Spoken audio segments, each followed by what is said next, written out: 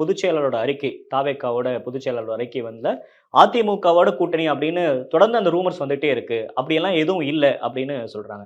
First of all இந்த நியூஸ Dinamalar carry on பண்ண வேண்டிய அவசியம் என்ன? இதுக்கு பின்னாடி யார் இருக்கா? அதாவது திமுக கூட்டணி உடைப்பதற்காக சில சக்திகள் வேலை செய்கின்றன.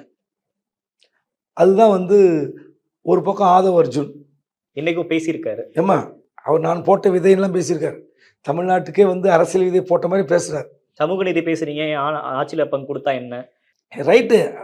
அப்போது அவரை பேசக்கூடாது என்று திருமாவளவன் தடை விதித்திருப்பதாக கட்சி வட்டாரங்கள் சொல்லுகிறது. பேசக்கூடாது இனிமேல் யார் ஆதவ் அர்ஜுனுக்கு தடை போட்டதாக சொல்கிறார்கள். பேசிட்டா இருக்காரு. அப்போ திருமாவளவனுக்கு என்ன மரியாதை? நீங்கள் தடை போட்டது உண்மையா? இந்த கூட்டணியில் வலிமையான கூட்டணியில் இருக்கிறோம், இந்தியா கூட்டணி அமைத்ததில் எனக்கும் பங்கு இருக்கிறது எல்லாம் சொல்கிறீங்கள, ஏன் பேசிட்டே இருக்காரு?